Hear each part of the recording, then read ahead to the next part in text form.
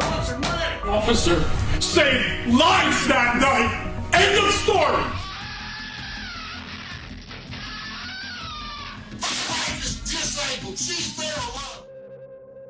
In Miami, Florida, a powerful and emotional resentencing hearing took place. At the center was 24-year-old Ronnie Salazar, who, 10 years earlier, had been charged with the horrific crimes of obscene assault and the first-degree murder of his sister. Salazar's path through the legal system had been a difficult one. Originally sentenced to life in prison, recent changes in Florida's laws banning life sentences for juvenile offenders opened the door to the possibility of a reduced sentence. The resentencing hearing became a pivotal moment, offering a chance for a more lenient outcome. We hugged, we embraced, and it was amazing. As the courtroom gathered for this emotional moment, Salazar's difficult past came to the forefront. The judge, aware of the poverty and parental neglect that had shaped Salazar's life, listened intently as Salazar shared his own heart-wrenching story. In a moment of raw vulnerability, Salazar revealed, "Tell me the reason why they left me, why they never contacted me." The details of Salazar's troubled upbringing cast a grim shadow over the horrific crimes he committed a decade earlier. The courtroom became a setting where tragic circumstances, a young man's broken past, and the irreversible loss of an innocent life all collided. In a careful balance between justice and mercy, the judge handed down a sentence that acknowledged the complexity of Salazar's story. The life sentence that once loomed over him was replaced with a 40-year term. However, recognizing the possibility for rehabilitation, the judge added a 25-year review period, offering a chance for a future reconsideration.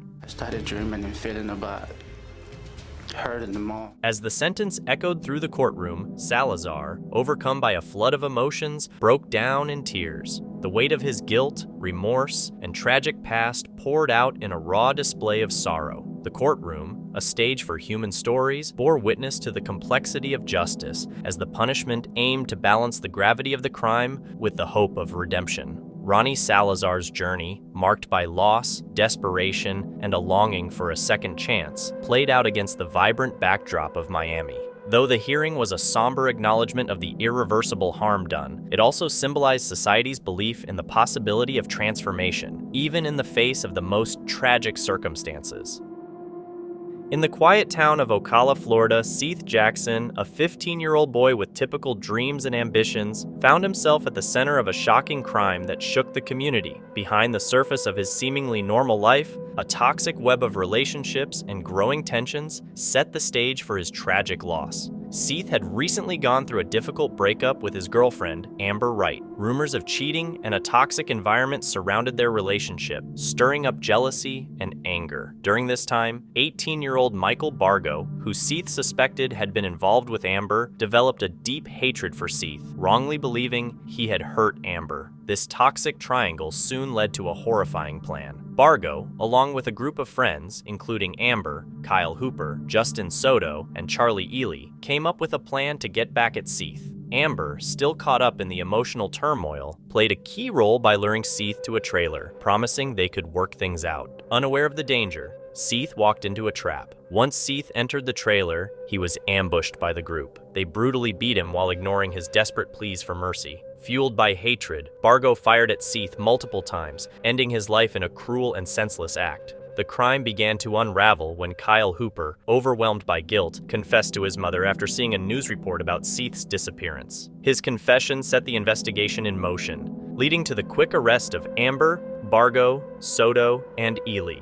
As detectives uncovered the horrifying details, including the use of a fire pit to destroy Seth's body, the full extent of the crime was revealed. The trials of those involved in Seth's murder gripped the community. Amber Wright, Michael Bargo, Justin Soto, and Charlie Ely were all tried as adults. The prosecution laid out the gruesome details of the crime, and emotions ran high as each defendant faced the consequences. In the end, Michael Bargo, identified as the mastermind behind the murder, was sentenced to death, as recommended by the jury. Accordingly, it is the judgment of the law and the sentence of the court that for the premeditated murder of Seth Jackson, you, Michael Shane Bargo, are sentenced.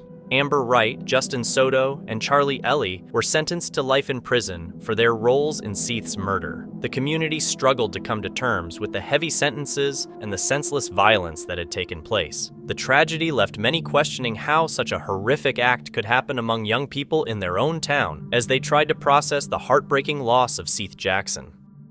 In the Otero County Courthouse in Roswell, New Mexico, Michael Cox Jr. was found guilty of molesting a girl. After the trial ended, Judge Jerry Ritter Jr. called for a bench conference. As Deputy Scott Key walked back to his seat, Cox suddenly attacked him. A fight broke out, involving Officer Kadia Smith and a man from the audience. The judge ordered everyone out of the courtroom. Cox was eventually restrained and sentenced to 18 years for molesting a minor, with an extra 6 years added for assaulting Deputy Key. Emmett Jones and Rodrick Bates' behavior in the courtroom looks bad, but it's about to get worse. Both are facing first-degree murder charges. It all started on Friday, October 7th, 2011. Around 1 a.m., Reginald Clark and his friends were out having drinks. One of Reginald's friends said something to a woman at the bar, which made her pour her drink on him before walking away. Soon after, her boyfriend, Rodrick Bates, showed up and confronted the guy she soaked. Things quickly got heated, with shouting and pushing. Reginald stepped forward, lifted his shirt, and showed Rodrick the weapon tucked in his waistband. A bouncer stepped in and asked Reginald and his friends to leave. Later, back at Reginald's apartment, they were talking in the kitchen when two armed men barged in and opened fire. When it was over, Reginald was no longer alive. The investigation pointed to Rodrick and his friend Emmett Jones, who both claimed they weren't guilty. During their week-long trial, they behaved well, but everything changed when the jury found them guilty. Chaos broke out in the courtroom, with people shouting, crying, and swearing. Rodrick and Emmett shook their heads, muttering curses at the jury and Judge Barry Steelman. This some bull, man. This some bull. Y'all know this some bull, man. Y'all know this some bull. An officer quickly pulled out his taser, but Rodrick and Emmett kept going with their rant. Y'all know this some bull, man. The judge charged them with contempt, but that didn't do much. Finally, Judge Barry ordered Rodrick and Emmett to be taken out of the courtroom. Y'all can take me with me. Y'all can take me with me.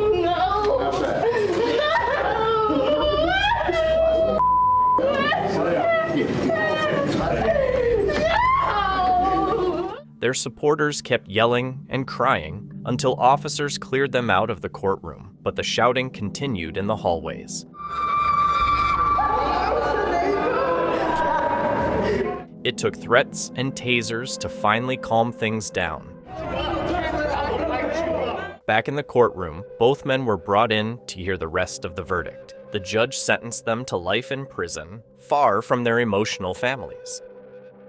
This is Peter Delio, and he's known for his deadly knees. Delio was charged with felony battery causing serious harm. On the night of August 12, 2014, Robert Lease ended up in a police holding cell over a $60 debt. By the end of that night, he would lose an organ. It all started at an underground bar in downtown Orlando, Florida. Robert ordered 12 shots of Jack Daniels but couldn't pay his bill. He offered to wash dishes to cover the tab, but the manager refused, saying, "Even a bull in a china shop would do less damage than this drunk." The manager then called the police. Peter Delio, an officer with the Orlando Police Department, arrived and handcuffed Lease, who didn't go quietly. At the station, Lease's behavior didn't improve. While still handcuffed, he headbutted a door, breaking the glass. Angry, Delio stormed into the cell and kneed Lease in the stomach, causing him to collapse. Delio put him on the floor and left him there. Lease called for help 35 times, but the officers ignored him, laughing and chatting outside the cell. After an hour and a half, one officer finally walked in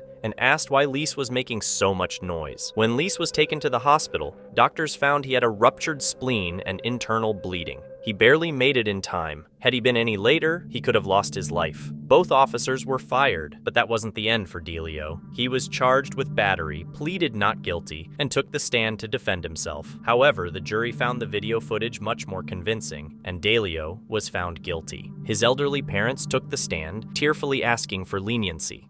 Please do not let his stoic appearance lead you to believe that he is not deeply sorry for the injury that he caused Mr. Lease. We all are. He's not a cruel man. He's not an unjust man. He was just in the wrong place at the right time. Seeing the inevitable outcome, Delio changed his stance from claiming he was innocent to admitting he had made a mistake. I understand why the jury made the decision they did. It's clear to me why they did. I was wrong, and I caused your injury, sir. And I am deeply sorry that I did, and that you had to suffer through that. The judge ultimately sentenced Delio to 51 months in county jail, followed by probation. He was also ordered to complete an anger management class and pay restitution. In Georgia, the father of a 14-year-old accused of fatally injuring 4 people at Appalachian High School, Colin Gray, 54, appeared in court on Friday. He faces multiple charges, including 4 counts of involuntary manslaughter, 2 counts of second-degree murder, and 8 counts of cruelty to minors, according to the Georgia Bureau of Investigation, GBI. During the hearing, Gray was visibly emotional as the judge read his charges. Felony murder in the second degree, the maximum penalty for each count is up to 30 years imprisonment. For felony involuntary manslaughter, of course, again, there are 4 counts. The maximum penalty for each of those offenses is 10 years imprisonment.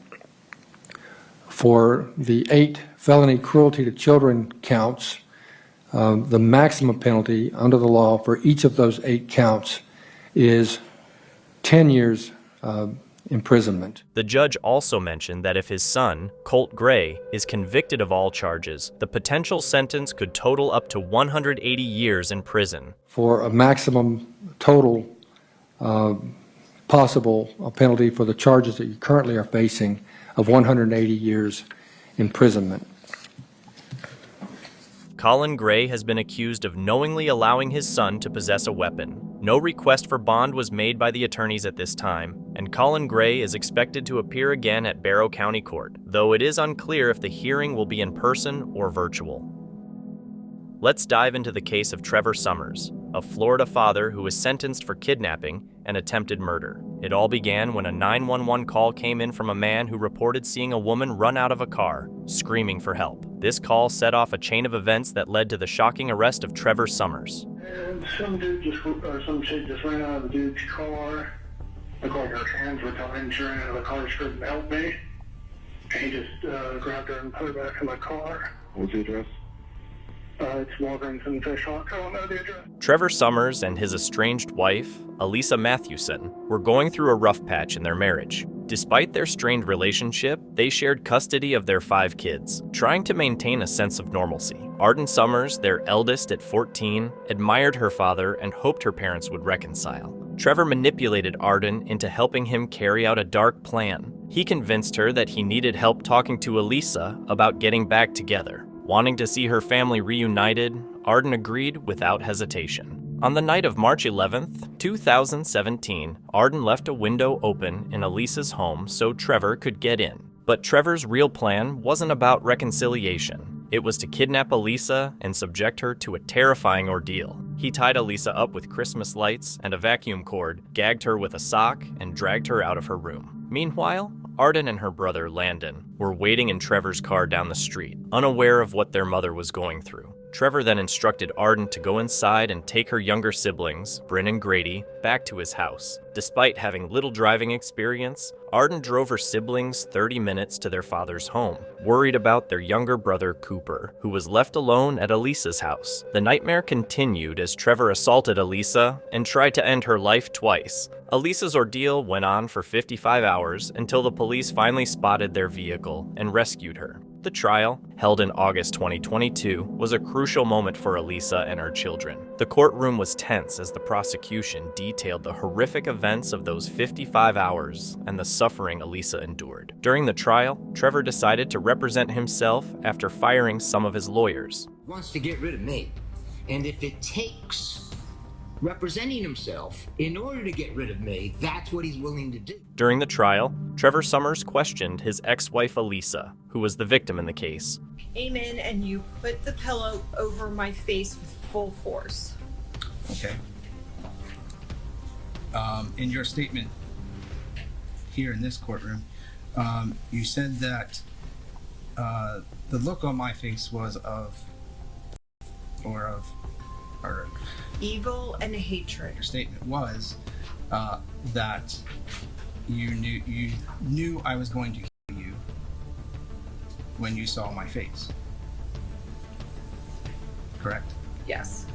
How did you know what was in my heart? How did you know what was in my mind? The victim herself stated that doesn't mean that much to her. I mean, that doesn't mean that someone who is of that position can't be sexually battered just because it doesn't mean that much to her. Trevor Summers faced several serious charges, including kidnapping, 2 counts of attempted murder, 2 counts of battery, 4 counts of child neglect, grand theft auto, and violating a restraining order. The evidence against him was overwhelming, making the prosecution's case particularly strong. During the trial, the prosecution presented powerful testimonies, including one from Elisa Matthewson, who bravely shared her terrifying experience. Her testimony vividly described the fear and trauma she faced during the 55 hours she was held captive by Trevor. Arden, Trevor's oldest daughter, also testified, revealing her father's manipulation and expressing her guilt for unknowingly being part of his plan. The man who called 911 also took the stand, further strengthening the prosecution's case. What was that female yelling in? Something to the effect of help them, call the police. What did you observe? What did you observe next? A man was chasing after her. Do you recall anything about this man? What he was wearing, what he looked like? Arden's testimony was especially heartbreaking. She explained how her father had convinced her to help, making her believe that he was trying to bring their family back together. This was a man I trusted, and this was a man that I thought could do no wrong.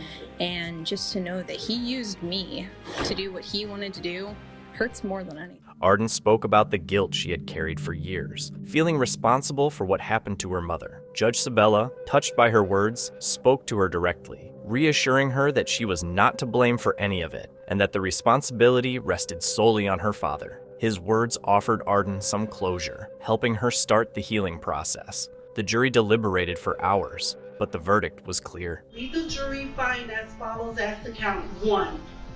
The defendant is guilty of attempted murder in the first degree, and did the defendant personally carry, display, use, threaten, or attempt to use a weapon? Yes. Trevor Summers was found guilty on all charges. As the verdict was read, the courtroom filled with a mix of relief and emotion. For Elisa and her children, it was a moment of justice and a step towards healing from the trauma they had endured. Trevor Summers was sentenced to 3 life sentences, plus an additional 224 years in prison.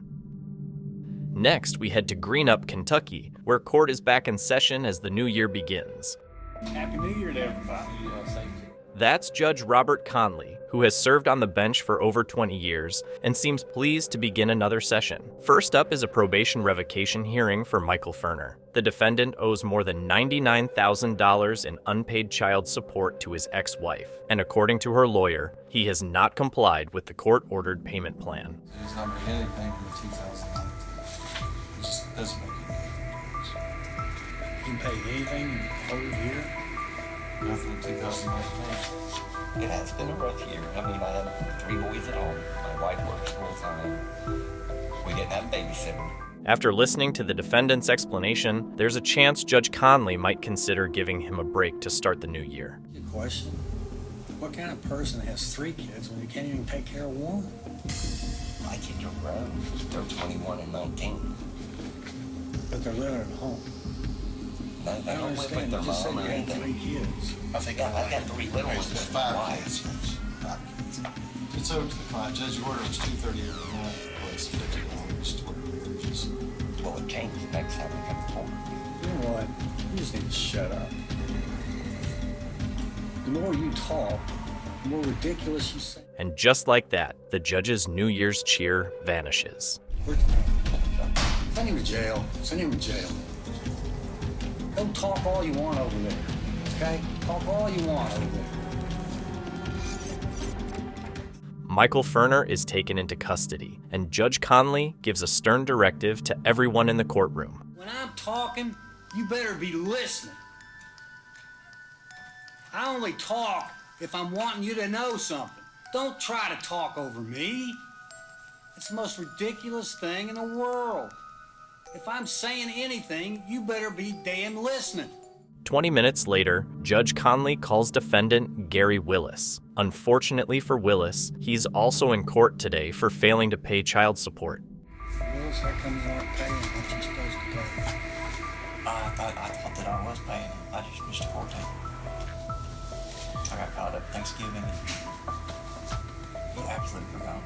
What am I supposed to do? What does the victim in your case, the ones for money? I have to answer to them. They can say, Judge, he doesn't pay.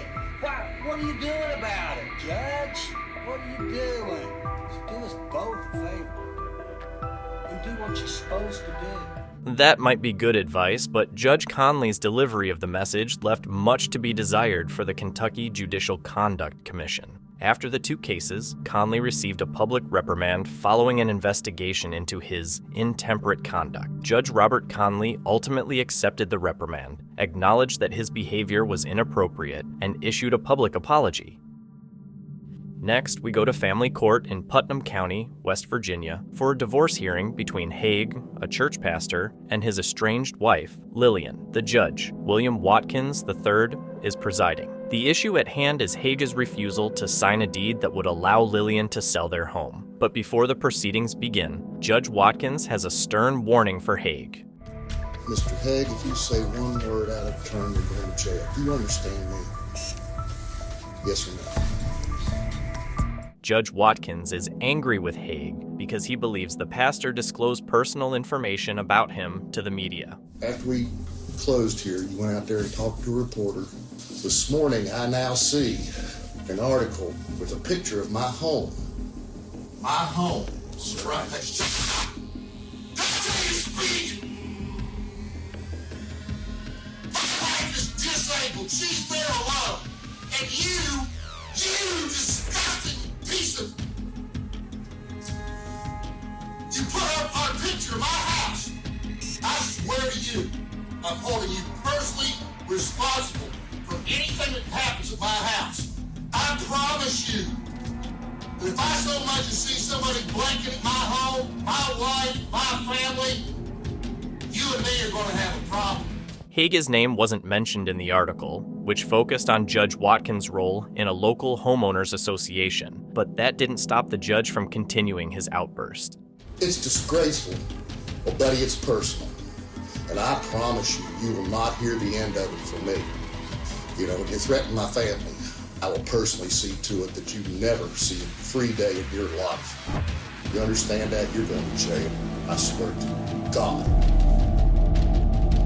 Watkins eventually calms down and attempts to get the hearing back on track. You swear testimony back gives you the truth, whole truth, nothing but the truth, so help you God. Yes. Miss Wallace, what's the nature of your motion? Yep. The closing attorney is requiring his signature. All right, Mr. Haig, what's your response? My response is I cannot sign this because it's against my conviction. Watkins eventually calms down and rules against Haig, ordering him to sign the deed and pay a third party to speed up the process. I'm going to direct that Mr. Haig pay him the sum of $500 for his services no later than Friday. I'll sign it. I don't have that kind of money. I don't care. You'll find it. It's a damn lie, and you know it's a damn lie. I cannot. I'm about to shut up. I didn't tell you to talk. Did I tell you to talk? What did I tell you right at the beginning of the hearing? Are you deaf? Huh? The judge ultimately sides with Lillian Haig, ordering the pastor to cover various expenses once the house is sold. However, Haig responds by filing a complaint against Judge Watkins with the Judicial Investigation Commission. Watkins admits he overreacted and steps down from the case. But the situation doesn't stop there. It's later revealed that Judge Watkins has a history of berating litigants and attorneys. I don't travel. Ma'am, I didn't ask you for a speech. I'm not. You say Hush. What, you think this is funny? You want to go to jail now? Sir, I don't. Then shut up. Take his ass into custody. I'm tired of it. Watkins' case reaches the West Virginia Court of Appeals, where he is censured for 24 violations, including using offensive language and failing to complete important tasks, like entering protective orders into the state's registry. As a result, Watkins is suspended without pay for the remaining 4 years of his term. Next, we head to the Clark County Superior Court in Vancouver, Washington, for the sentencing of Matthew Hastings. He was convicted of 4 counts of attempted murder and 2 counts of second-degree assault. Hastings seriously injured Corporal Chris LeBlanc during a 20-hour standoff with Vancouver police. The trial judge, John Woolley, could give him a maximum sentence of 120 years in prison. At first, everything seems calm, but things quickly take a turn. Mr. Hastings, is there anything you wish to say, sir? No, Your Honor. Mr. Hastings, did you graduate from high school, sir? No. Okay, let me give you a little thumbnail sketch of the American system of government. Mr. Hastings, don't press your luck with me, son. Don't press your luck with me. Or what? You gonna sentence me? Is that what you gonna do? You know what, Mr. Hastings? I am. Okay. Let me tell you why. I don't really want to care why. Just get on with You shut your damn mouth, sir. Oh, I'm not gonna shut my mouth. Next time, I'm gonna have you gagged. You're gonna be gagged, huh? You're right, I am. Have me gagged. Mr. Hastings, based upon your conduct in this court, your conduct in the community, I am accepting the state's recommendation. Good. Thank you. I'll take another. Mr. Hastings is in contempt of court at this point, Counselor. May I see the attorneys back in chambers for a moment? With the judge out of the room, you might think Hastings would calm down, but he's not done yet. He spots a few of the officers who arrested him sitting at the back of the courtroom, and now they're the target of his anger. You're a failure. And your little partner allegedly got shot. A court officer steps in, ready to intervene in case the situation escalates. For the record, Mr. Hastings, I see no reason not to stick with the decision I made. Absolutely. I'm thankful for that, Your Honor. That's great. You're wasting your time with me now, Mr. Hastings. I know how to handle a guy like you. The only thing I can say to you on behalf of all the citizens of this community, bye-bye. Thank you. That's great. Is that it? 2 words? Bye-bye? Try to push my button, son? These police officers have been told by me that they're not to react. Oh, really? Mr. Buckley, you want me to make this police rack? Is that what you're saying? Of course, Your Honor. Is that what you want? Put Mr. Hastings back in his chair until we are concluded. Or? Hold on. Don't call my bluff. You're really helping your case in front of the Court of Appeals. They're going to see this entire record, sir. Hey, they're going to see your entire record, too. They're going to see how you're running your mouth, Your Honor. Bye-bye. We know how to handle kids like you, son.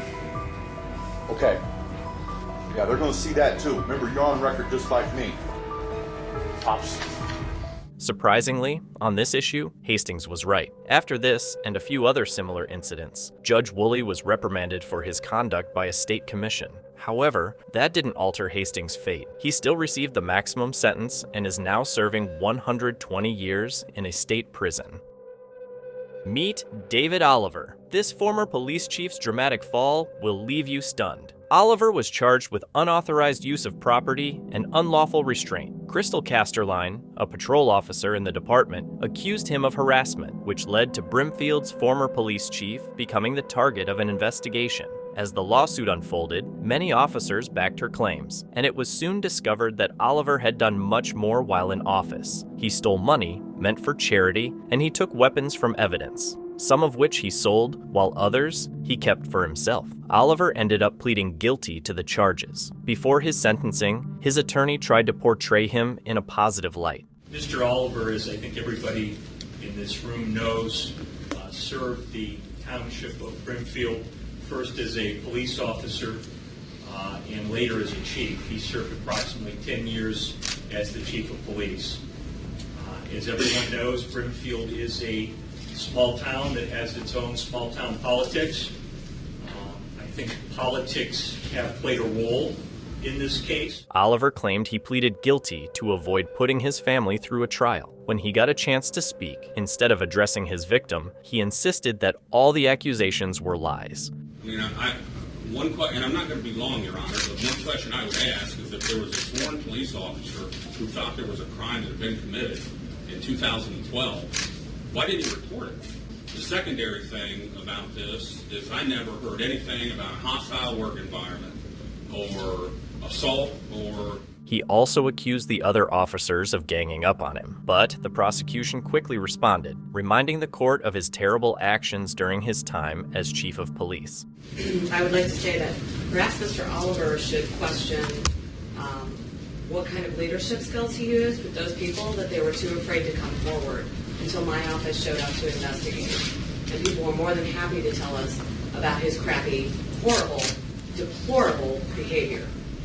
He makes no apologies today. He has no remorse for what he put those people through. It's astounding. Officer Casterline finally had the opportunity to confront the man who had made her life miserable for nearly 2 years. So eager to learn and felt so unsure about what to do at times. Looking back, I can understand the frustration and the resentment my supervisors must have felt. Many times I would be so unsure, but the chief was someone that I could trust and come to at any time with any question. And with me, he strongly encouraged me to use his open door policy. She disagreed with the plea agreement, but gave a lengthy, emotional statement about everything she had endured over the past few years. I told him over and over that he was making me uncomfortable. But the physical assaults and sexual harassment continued on an almost daily basis for 2 years. I became more and more withdrawn and depressed. I truly felt there was no way out. During Casterline's testimony, Oliver dramatically shook his head and made faces, but the judge wasn't convinced by his behavior. You become the moat that you wrote about in your book. Do you realize? The judge sentenced Oliver to 2 years of probation and ordered him to surrender his police certificate. He was also fined and required to pay $1,304 in restitution to the charities he had stolen from.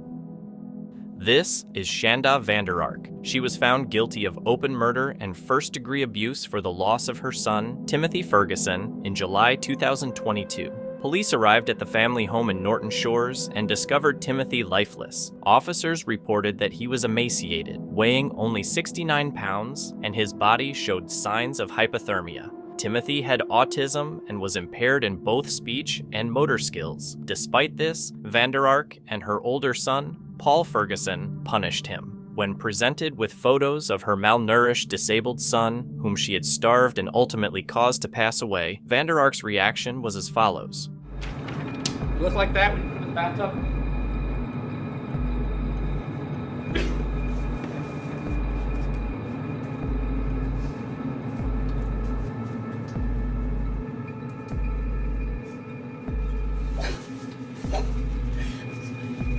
Sorry. Muskegon County Prosecutor DJ Hilson described the situation as the most disturbing case he has encountered in his career. During the sentencing, 2 of Vander Ark's children spoke. I want the woman who killed my little brother to face the highest punishment possible. I want her detained for the rest of her life so she can't hurt anyone else.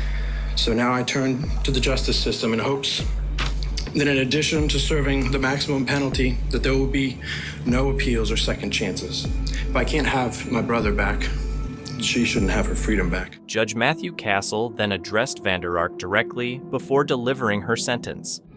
I'm not going to let you hide in the darkness anymore. People know what you are now. They know what you did.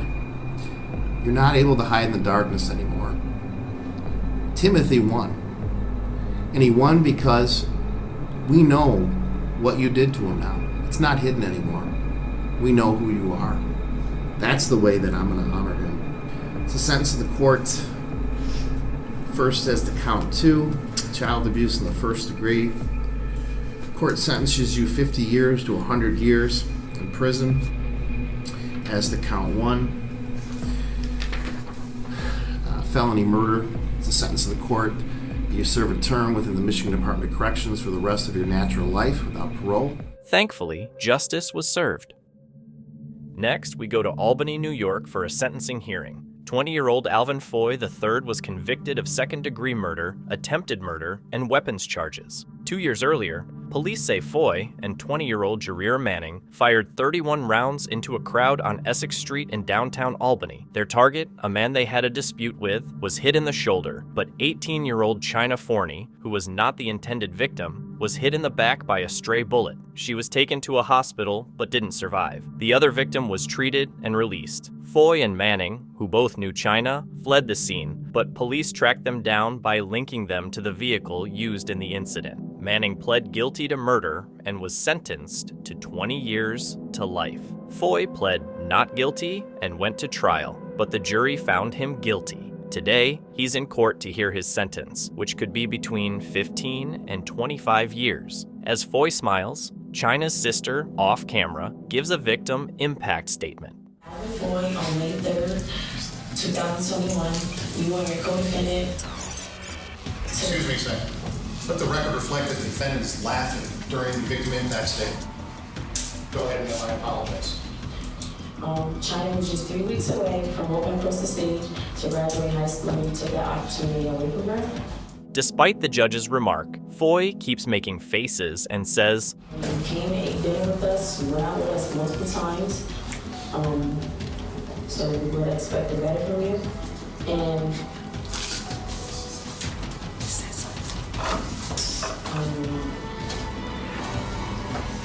I just want you to know, like,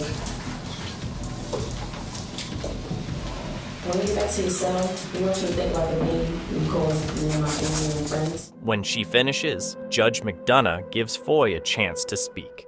You want to address the court, Mr. Foy? Yeah. Go ahead. 6 other witnesses said I wasn't there.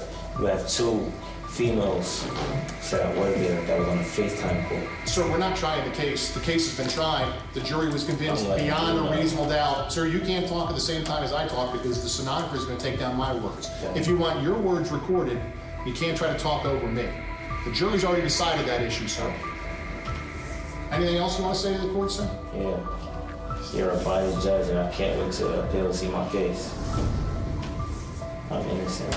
Is that why you were laughing throughout the statements by the sister of... Is that why you were laughing, sir? She was laughing at me. Anything else, sir? Yes. Go ahead, finish. I'm innocent. You've said that already. Anything else? I'm innocent. Before handing down the sentence, the judge has a few final words for the defendant. The defendant stands before this court professing his innocence, and regardless of whether you admit to brutally, you wouldn't sit at sentencing and laugh about it. That's, sir, your time to speak has ended. It's now the court's time to speak. If you can't conduct yourself appropriately, we'll send you back into the jail and I'll sentence you without you here. Here's the bottom line, sir. Anyone with a shred of human decency would not sit in the courtroom and laugh at the sentencing. One more time, Mr. Mills, let your client know I'm about to send him back into the holding cells. Any individual with a shred of human decency would not laugh, regardless of whether he wanted to assert his innocence or not. He would not laugh and make a joke and slouch in the chair and act like this is a bus stop or a bodega or a park bench. I was wrongfully convicted. Take the defendant back into the courtroom. Throw back into the holding cells. Pull his pants up while you're doing it, please. So the courtroom doesn't have to observe that. She will sentence the defendant in his absence, because he obviously has shown that he cannot conduct himself. Judge McDonough sentences Foy to 25 years to life in prison. He won't be eligible for parole until 2046, when he'll be 44 years old.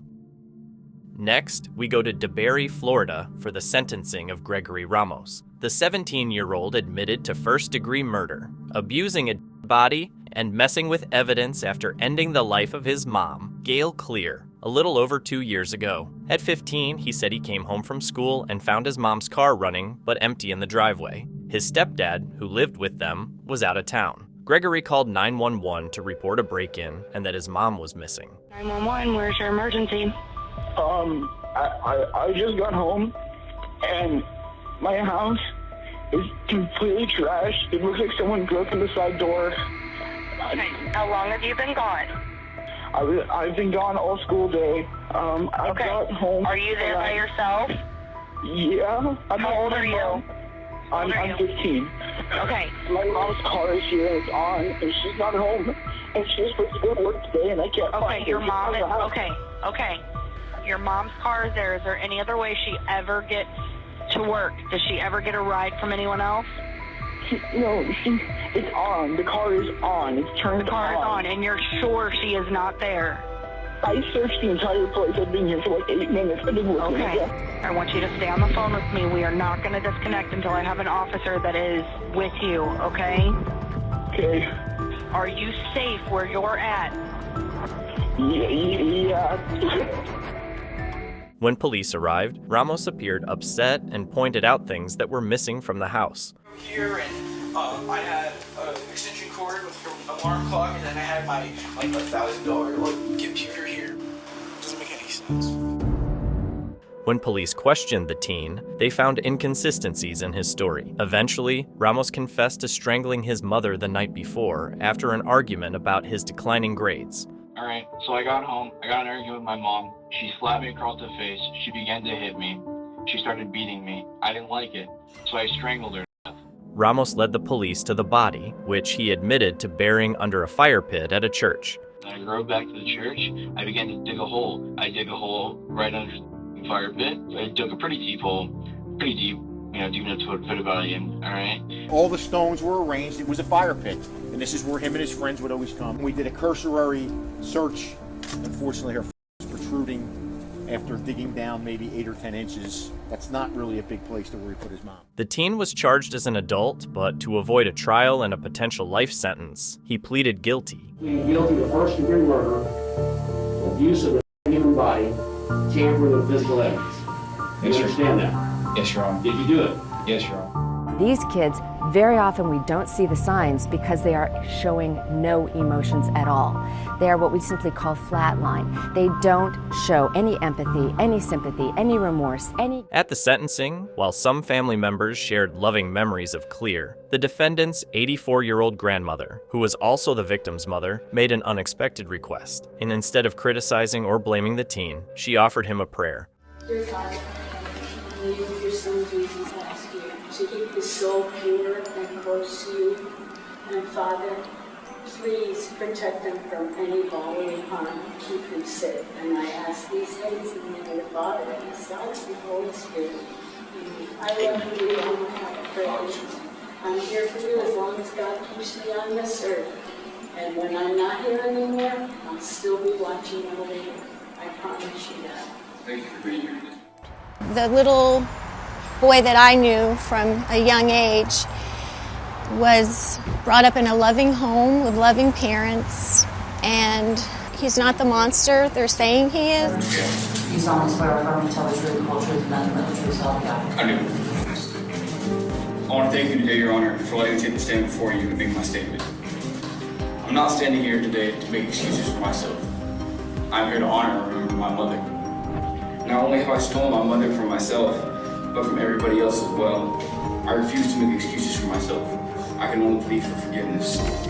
Ramos was sentenced to 45 years in an adult prison. He'll have the chance for parole after serving at least 25 years. The events leading up to Craig Ross Jr.'s sentencing were nothing short of a nightmare for the community. It all began when a girl went missing while riding her bike in Morrow Lake State Park, shocking Saratoga County and sparking a frantic search by law enforcement, friends, and family. The case took a turn when a ransom note was found in the family's mailbox. The note contained a fingerprint belonging to Craig Ross Jr., a 46-year-old man from Saratoga County. This crucial evidence led authorities to Ross, who was found holding the girl captive in a camper in the town of Milton. She was rescued on October 2nd, 2 days after her disappearance, bringing both relief and horror to those who had been searching for her. Craig Ross was charged with kidnapping and assaulting the girl. In a packed courtroom, he immediately pled guilty to all the charges to avoid going to trial. You plead to count 1, kidnapping in the first degree, a Class A1 felony in violation of Section 135.25 sub 1 of the Penal Law. Guilty or not guilty. Emotions were intense as the sentencing took place. The girl's uncle, Patrick Sena, gave a powerful and emotional impact statement, expressing the deep pain and trauma the family had endured. I'm excited for you to meet the new population of people you'll be staying with for the next 47 years. Keep exercising, build strength, and know every person you will meet in your new living quarters knows exactly what you did. Good luck, and God will not have mercy on your soul. His voice was filled with a mix of anger and sorrow. Assistant Saratoga County District Attorney Jennifer L. Buckley then read a heart-wrenching statement written by the girl herself, capturing the pain and fears she had experienced. I used to be the prey, and you were the predator. Now I'm the predator, and you're the prey. I hope you know I hate your guts. You remind me of a stain on a white t-shirt. The prosecutor read aloud Ross's claim that he had recently been fired from his job, and when he saw the girl, he got the idea to kidnap her in order to demand ransom from her parents and make some money. The defendant suggests during his interview with probation that his actions were caused by his being fired from work, and he kidnapped the victim to get ransom money to relieve his financial stress.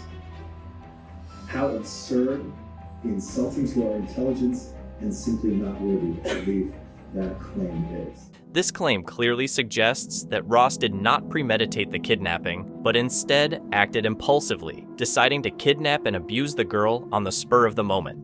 As he was driving around the park, and this idea popped into his head when he saw the victim riding her bike past him on the Woodville Park Road. If the court were to credit the defendant's assertion that this was not premeditated and planned, that his actions are, if even possible, more disturbing because they reveal an impulsive child prejudice. The girl's mother, Tricia Sina, also spoke in court, emphasizing her daughter's incredible resilience and strength. She is a survivor, and she works every day to be a survivor. I know that when she grows up, she's going to help other kids become survivors too, Sina said, highlighting her daughter's courage and determination to overcome the trauma she faced. Before the sentencing, the judge asked if Ross had anything to say to the victim's family. Does he want to say anything at this time? As the sentencing phase began, the tension in the courtroom was palpable. Judge James Murphy addressed Craig Ross Jr. directly, his words cutting through the silence. Mr. Ross, even when given an opportunity today, in the safety of the courtroom, if you would simply apologize or show some remorse in this record with the family present, and would you find to do so, speaks volumes about the person you are.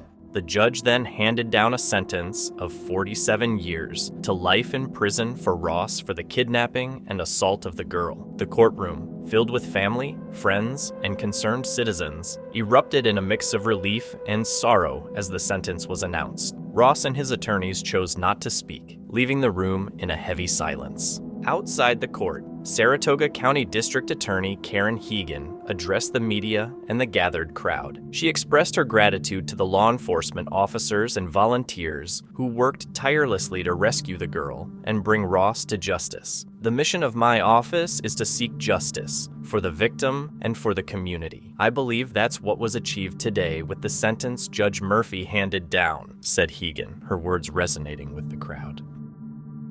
Now we head to Zeeland for the sentencing of Zayn Wallace, and it's going to be intense. Zayn Wallace, a Hells Angels prospect, faced several charges, including murder, 4 counts of threatening serious harm, 3 counts of assault with intent to injure, 2 counts of threats against life, and 1 count each of injuring with intent, assault, and making demands with threats. The victim, Jasmine Wilson, sadly passed away at Wellington Hospital on August 2nd, 2019, after being brought to Wanganui Hospital's emergency department a few days earlier, severely injured and unconscious. Even more heartbreaking is that Wallace had a history of abusing Wilson. He had beaten her months before her demise and had also abused past partners. One of the most telling things about Jasmine's case was the fact that she had injuries upon injuries. So she had fractured ribs that were 4 weeks old, 2 weeks old, fresh. It wasn't that someone snapped and did something and she as a result of it. It was that a person made the conscious decision to beat her and then to beat her again and then to beat her again and then to beat her again. Before Jasmine Wilson's demise, while Zayn Wallace was in prison for an unrelated crime, he threatened her. He even went as far as saying he'd put her in the ground, describing in detail how he planned to end her life. Threats included your saying, "I'm going to kick your head in when I get out," that Ms. Wilson better be the best girlfriend or she will be dead, and that she'll better love you or you will get out and stomp her. You then described various explicit and gruesome ways in which you would her, and that you would kill Ms. Wilson's sister, her child, and her whole family. Tragically, Zayn Wallace's threats became a reality. On July 30th, 2019, he hit Jasmine Wilson in the head multiple times. The following day, he attacked her again, slamming her head against the wall twice, causing her to lose consciousness. I know that he slammed her so hard into a wall or something that it gave her 3 brain bleeds immediately, and that she was left immediately unconscious. This was when Zayn Wallace called his dad for help. Things got worse when it was revealed that not only Zayn, but also his father, Mother Leanne, and sister Stevie, Lee Wallace, were convicted and sentenced for trying to interfere with the investigation into Wilson's demise. Stevie Lee Wallace, along with the others, intentionally misled hospital staff and the police, giving different stories about how Wilson got hurt, which complicated the investigation. During the trial, 11 victim impact statements were shared, showing how special Wilson was. Her mother, Brenda O'Shea, described her as a kind, talented, and cheerful person who loved her Maori heritage and the arts. Wilson was a loving sister, a kapahaka teacher, and always had a smile on her face. She's a jokester. She's funny as, but she's always been dependable, reliable, the big sister. Chris Wilson, her father, shared that nothing he could say would ever change Zayn Wallace. He's going to do however long he's going to do in jail, and is he going to come out a better person? Is he going to become a safe person, a productive member of society? Probably not. He's probably going to come out more angrier than when he went in. Instead, Chris Wilson asked the court to give Zayn Wallace a long prison sentence, hoping the correctional system could help fix what was broken in him. The prosecutor, Chris Wilkinson Smith, called the murder a terrible tragedy, made even worse by the recent demise of Wilson's son's father. The defense, Debbie Goodlett, admitted that Wallace knew he would either face life in prison or parole. She said he was committed to working on the issues that led to his violence, but was that enough? Judge Francis Cook considered Wallace's difficult background, which included cultural isolation, poverty, violence, and substance abuse. He had been exposed to substances at a young age. Despite this, the law sees a murderer as a murderer, no matter their past. The trial at the High Court in Wanganui became tense when arguments broke out between the families, requiring extra security to keep things under control. Some of Wilson's family members shouted at Wallace, telling him to burn in hell. Wallace eventually pleaded guilty to the murder on July 25, 2022, the day his retrial was about to start just before the jury was selected. Before that, he had already admitted to multiple other charges, including threatening serious harm, assault with intent to injure, threatening to end life, and other violent offenses. For the murder of Jacqueline Wilson, I sentence you to life imprisonment with a minimum period of imprisonment of 15.5 years. Taken down. In the end, Zayn Wallace was sentenced to life in prison with a minimum non-parole period of 15 years and 6 months. Deserves more. Yeah, he deserves more. He definitely does. Surprisingly, Wallace accepted the sentence without any objections, as his defense attorney pointed out. In April 2023, former Idaho police officer Daniel Howard was arrested in connection with the murder of his wife, Kendi. The case went to trial, and after 2 weeks of testimony from witnesses and investigators, the jury reached a verdict. 1. Is the defendant, Daniel C. Howard, guilty or not guilty of domestic battery? Guilty. Count 2. Is the defendant, Daniel C. Howard, guilty or not guilty of murder in the first degree? Not guilty. Is the defendant, Daniel Howard, guilty or not guilty of second degree murder? Guilty.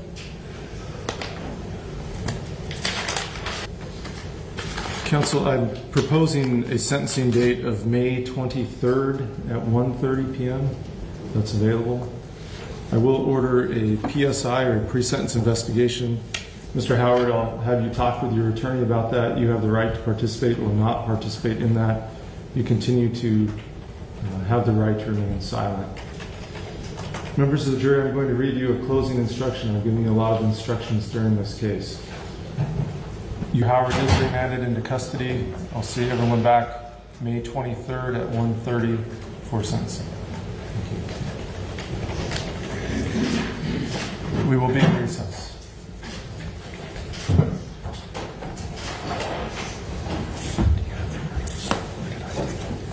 Howard was found guilty of second-degree murder and domestic battery. During the trial, it was revealed that the couple had been experiencing marital problems and shared $2 million in assets. This financial motive was determined to be the reason behind Howard's decision to commit the crime. I struggle with guilt, and I struggle with not knowing. I wish I could have convinced her to stay with me instead of going home that night. The fear on her face and in her voice when she told me about how she woke up with him standing over her. Well, nothing will fill the hole he has created. Nothing can fix or undo what he has done. But her name can be free. The thought that he can no longer have control over her name, her memory, and her spirit gives me... Not that monster, I assure you, that people... Despite a heartfelt plea from Kendi's daughter, Howard continued to insist on his innocence, claiming he did not end her life. However, the judge moved forward with sentencing, delivering strong and pointed remarks toward Howard for his actions before handing down the punishment. But what we know, beyond a reasonable doubt, is that you strangled your wife, you murdered her, and then you staged her body in the bathtub, shot her through the mouth, and tried to pass this off as a suicide. That's proven beyond a reasonable doubt. And, often in horrible crimes like this, everybody wants to know why. And often we don't know why. And I can't get inside your brain, but the pretty clear evidence, I agree with the state, is that this was due to, jealousy, greed, pride, anger, revenge, some combination of that. The crime took place in 2021, and for 2 years, Howard had maintained that it was a suicide. Throughout the entire process, he showed no remorse for his actions, continuing to stick to his false story. It's clear that this cruel individual had no sense of guilt for what he had done. You didn't just, when you killed Kendi, you didn't just kill your wife. You killed a mother, you killed a grandmother, you killed a sister, you killed a daughter, you killed a coworker, you killed somebody who brought a lot of life and light to those around her and those she touched. And you snuffed that out because of your own pride, greed, and anger. Despite your efforts at the time to appear emotional and sad and distraught, it's clear to me that you're a remorseless killer. And I don't say that lightly. I don't say that lightly at all because we don't like to think that anybody would be like that. Remorse, the lack of remorse, the lack of caring, and just the callous disregard that you had for Kendi and how her death affected those around her. And that you had these same things. The judge delivered a measured and thoughtful speech, aiming to appeal to any remaining sense of conscience in the former police officer. Despite the judge's efforts, Howard remained emotionless throughout, showing little reaction as the words were spoken. There is a severe punishment for murdering your wife, and there's no sort of mitigation because the marriage is on the rocks or the wife was unfaithful or things like that. There's absolutely no justification here for murdering your wife, and I think it's important that the sentence sends that message. But what I know beyond a reasonable doubt is that you strangled or asphyxiated your wife. You murdered her.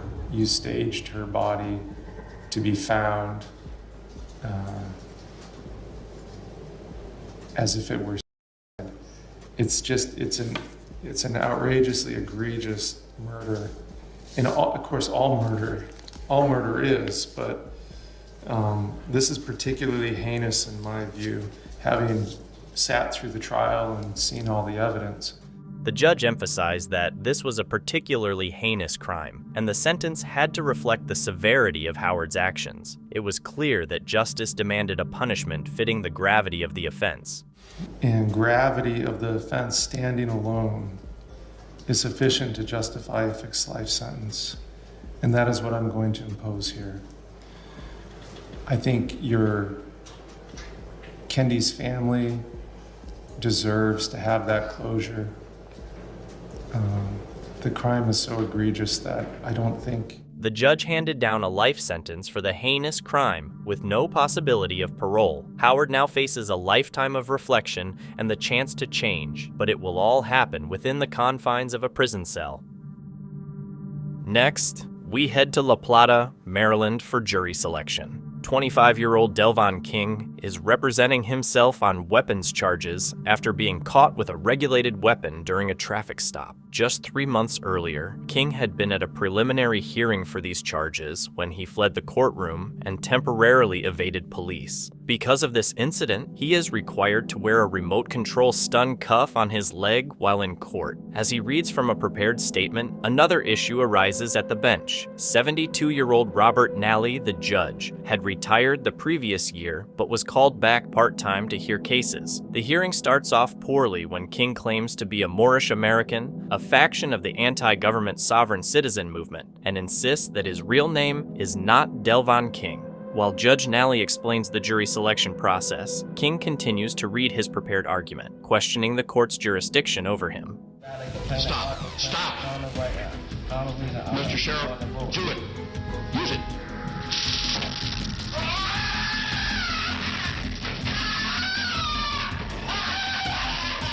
It felt like fire went through my back. All right, I'm going to take 5. Don't calm down and I'll be back. In case you missed that, after King refuses to stop speaking, Judge Nally instructs the courtroom deputy to activate the stun cuff on King's leg. Stop. Stop. Mr. Sheriff, do it. Use it. The deputy calmly approaches King, who doesn't seem to notice him, and pushes his chair aside as King rises in pain on the courtroom floor. Judge Nally then decides to leave the courtroom. I'm going to take 5 minutes. After a short break, Judge Nally resumed the hearing, and King continued to represent himself. He eventually agreed to probation before judgment, which meant he was sentenced to 2 years in jail for the weapons charge, most of which he had already served. In return, no conviction would go on his record. The same couldn't be said for Judge Robert Nally. Once the courtroom video was made public, the Maryland Court of Appeals quickly took away his authority to hear cases. He was later charged with a misdemeanor civil rights violation, to which he pleaded guilty. He received a year of probation, was ordered to take anger management classes, and had to pay a $5,000 fine. After his sentence, Robert Nally was banned from the bench for life. John Romer hit a patient just because the patient called him bro. It sounds wild, but that's typical for John Romer. He was charged with official oppression and making a false report to a police officer. On November 5th, 2016, 20-year-old Henry Newson was discharged from Texas Harris Methodist Hospital in Fort Worth. While waiting in the lobby, he borrowed a phone to call his mom for a ride, but then guards approached him, questioning why he was in the hospital. Where's his home at? Okay. You know where at in Fort Worth? Newson told them he was calling his parent for a ride, but his response didn't seem to satisfy the guards, so they kept pressuring him for more answers. So your phone's coming to pick you up here? Alright, well I'm asking you a question. Okay, well I'm asking you a question. If you see me on the phone, I just got off the phone with my dad trying to get in contact with my mother. I should tell you this. Okay, so do they know what hospital this is? Yes, they do. What? My mom knows. What hospital is this? I told her. What is it? I don't have to repeat myself. It's freedom of You speech. never told me. But my mom, I told her.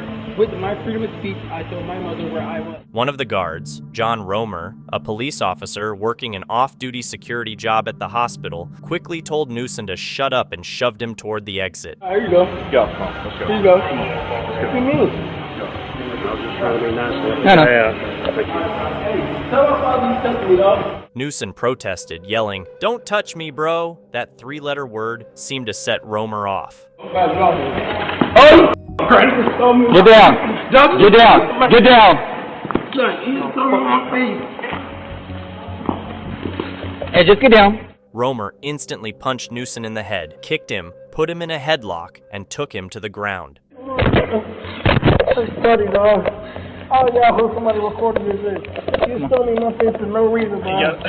Two other officers jumped in, piling on Newson, punching and kicking him before handcuffing him and wiping their bloodied hands on his shirt. After the assault, Romer informed Newson that he was being arrested for criminal trespass and resisting arrest, charges that left Newson stunned. Fix to put another charge on you. I don't have any charges. You're under arrest for resisting. I did not resist from you. You punched me in my face. Hey, boss. Are you serious? Hey, boss. No, bro. You got man, bro. Nah, gloves. Nah, dog. Hey, let me call my father, it's gonna dog. Be off the 5th. We're gonna get you somewhere. Nah, man. I didn't even do nothing. I'm talking to him. They then escorted him out in handcuffs, while Newson continued to protest his innocence. Oh, bro. Hey, yo. Yeah, Richardson Tower, ground floor. I got one of those. No, man. We're not doing it. I'm gonna call my mother. Repeatedly. Hey. Hit me in my. Can you check my pocket? Hey, sit down, just sit down, bro. Sit down. Get back, bro. Sit down. What are you doing? What are you doing? Can you tell him to get back? Just sit down. Hey, son, I swear to God, this is about to go viral, dog. Sit down. This is about to go viral. Newson was taken to jail that night. When Romer testified before a grand jury later that year, he claimed Newson had attacked him first, prompting him to retaliate. Romer believed he had gotten away with it, having served 16 years on the force and gotten away with worse in the past. Let's rewind to February 2011. Romer injured Cheryl Thomas, a disabled father of 3 12 times, while his children watched from the back seat. Despite public outrage, Romer was granted qualified immunity. The least y'all can do is tell the man, babies, I'm sorry. That's the least y'all can do. That's the least you can do is tell the man, kids, you sorry. Even at that time, the police chief stood by Romer's actions. It's easy to stand on the outside of police work and point a finger of either racism or something inappropriate from the police officer's perspective. We have the hardest job in the nation.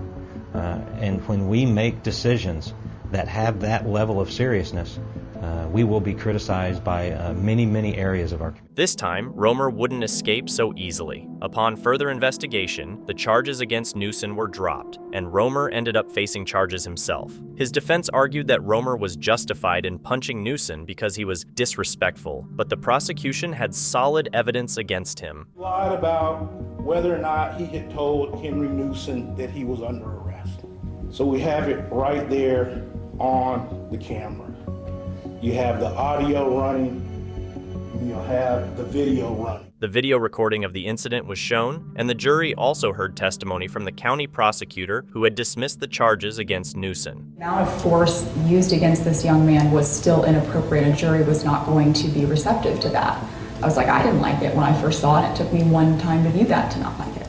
Romer was found guilty on all charges, and the judge sentenced him to 5 years in prison.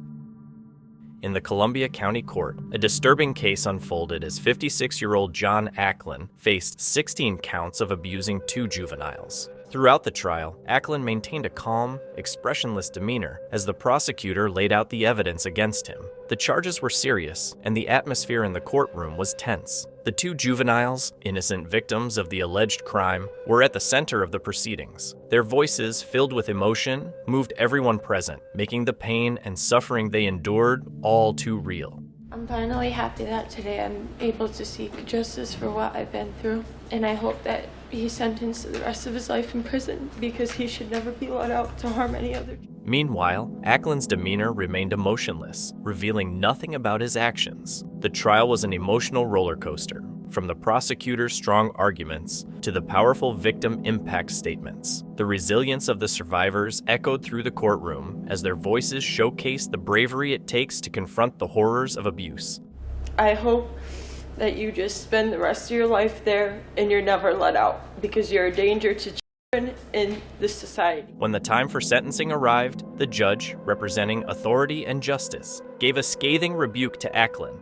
The judge's words hung in the air, echoing the shared sense of outrage over the violation of innocence. Testimony of these victims in great detail of every act that you perpetrated against them, that they could remember with that. In fact, each of them testified to conduct beyond what was in the indictment. The climax of the courtroom drama came as the judge handed down a sentence that sent shockwaves through the legal system. Acklin, found guilty on all counts, was sentenced to an astonishing 335 years in state prison. The judge applied the maximum penalty to each charge, ensuring the full weight of the law fell upon Acklin with no leniency. I hope that the victims in this case can stand as an example to other victims.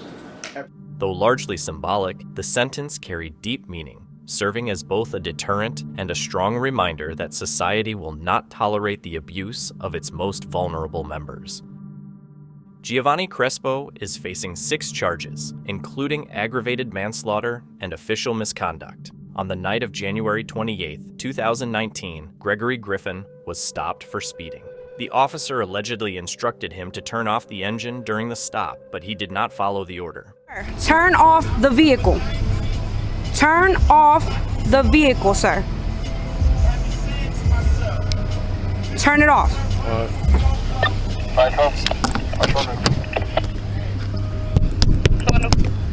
Turn off the car and roll down the window. Open the door. The driver was told right away to raise his hands. Let me see your hands! Hands! Hands on the wheel! Let me see your hands! Let me see your hands!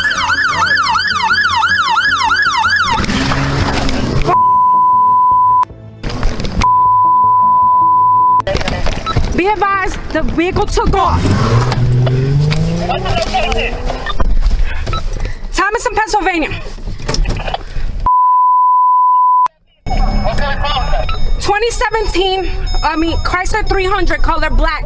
The officer called for backup while pursuing him. Giovanni Crespo and his partner were among the officers who joined the chaotic, high-speed chase. When their patrol car got close enough to the fleeing vehicle, Crespo jumped out, pulled out his weapon, and fired.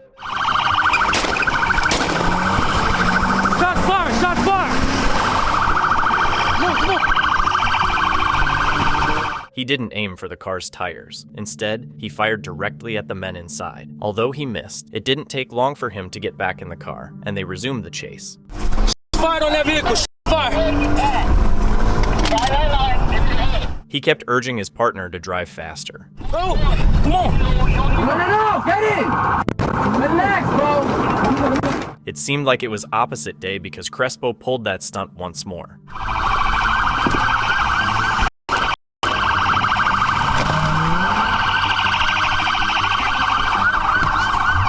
When the car stopped for the 3rd time, an energized Crespo sprinted toward it. Stop!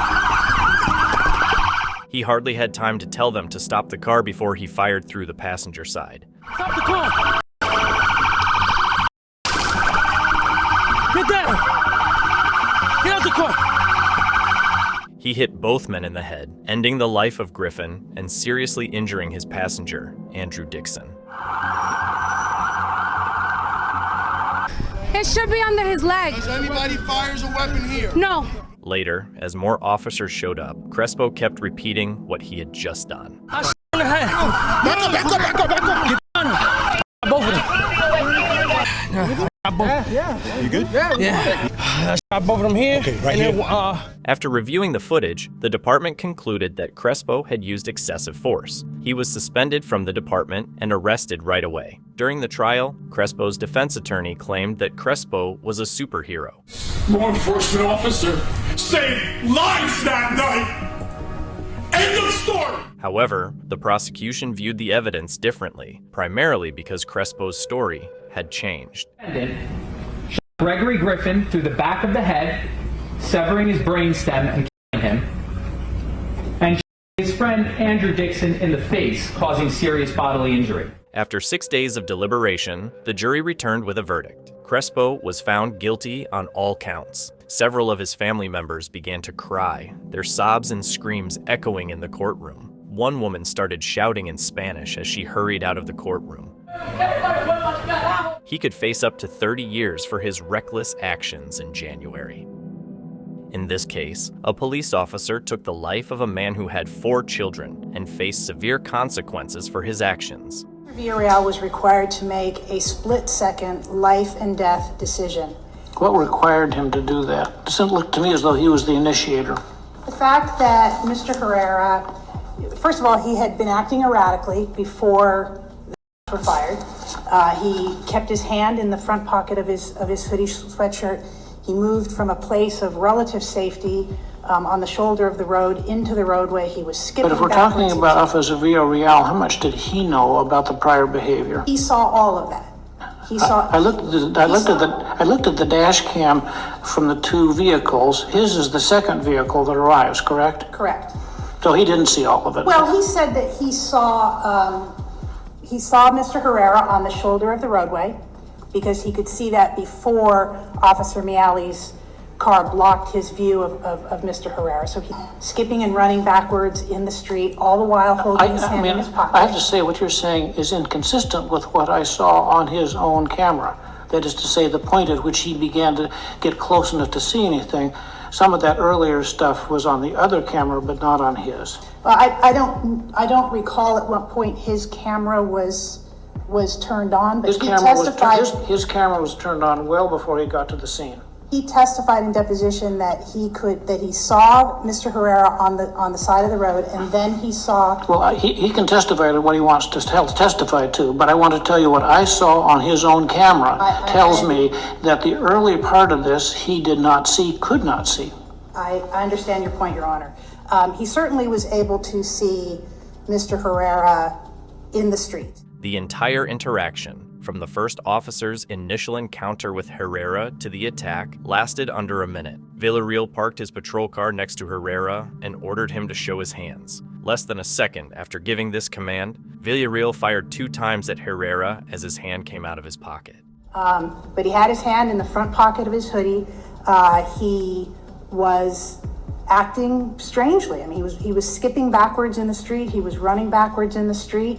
And then as the officers moved to box him in, the moment at which he had to make his decision, at the time that he ordered Mr. Herrera to take his hand out of his pocket or to show his hand, his intention was, once the hand was out of the pocket, assuming that Mr. Herrera had calmly stood where he was and moved his hand out of his pocket, his intention was to put Mr. Herrera into a control position, to get him down on his knees or down on his stomach on the ground so that they could take him into custody. I hear him say, "Take your hand out of your pocket," and I hear the almost simultaneously.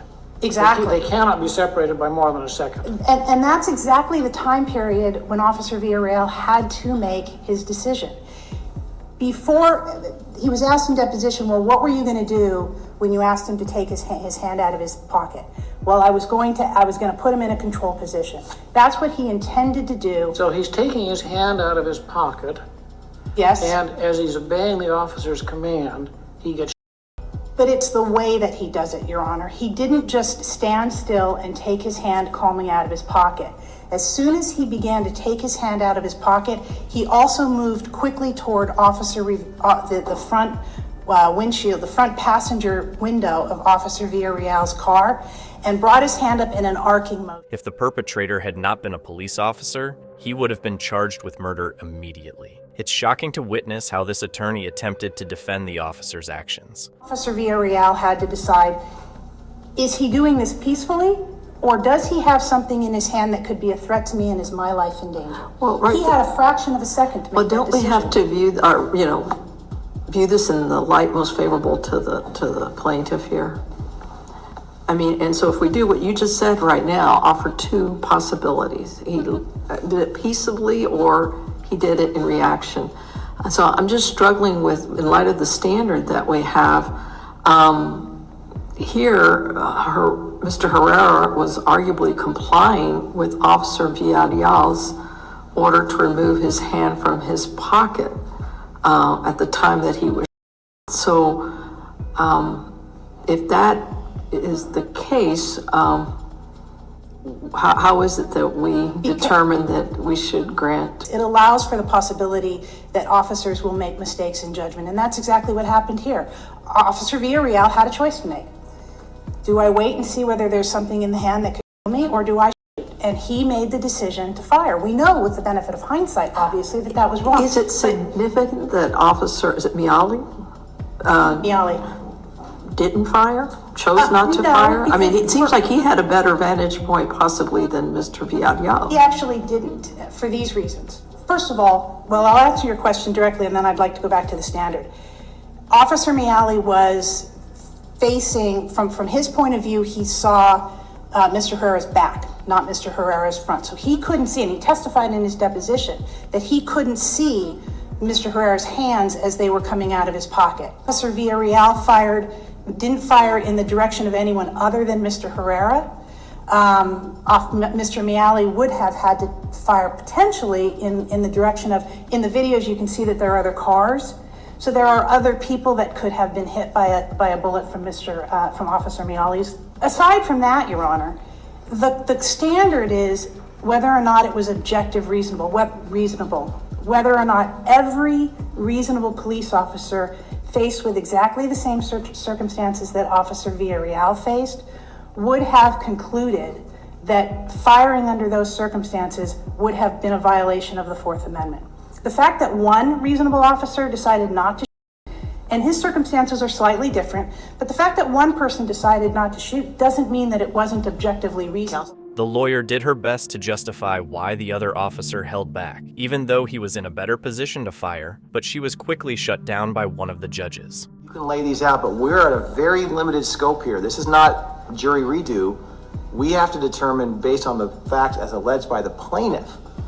And right. they're gonna say, no, it was, he simply had his hand in his pocket and these officers were coming up on him really strong. They created the tension, they rose the adrenaline, not him.